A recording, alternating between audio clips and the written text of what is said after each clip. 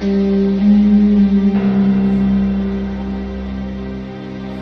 matapos nga po ang impresibong panalo ni Janril Casimero by a technical knockout sa round 5 sa laban nila ni Tom Mizukushi sa bansang Japan, ay marami nga pong natuwa dito sa ginawa ni Cuadro Alas Janril Casimero, at agad nga itong tinawagan ng ating pambansang kamao na si Manny Pacman Pacquiao.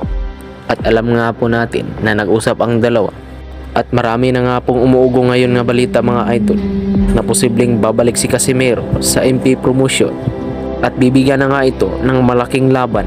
At alam na nga po natin ngayon mga idol na kasalukuyang nasa Kamida Promotion pa si Janril Casimero, at may dalawang laban pa nga itong ihain para sa kanya.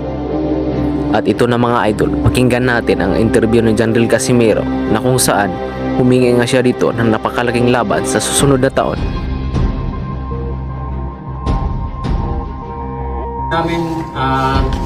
Sana mabigyan ako ng big fight ng Kamida Promotion, and promise din sila sa akin na baka hopefully next fight malaking laban. So yun, sa next fight I will do my best, so pakita ko yung lahat, i-focus ko lahat na hindi ako matatalo. Gusto ko tuloy-tuloy na yung pag-angat ko, and gusto ko makalaban ng bunsag ninyo.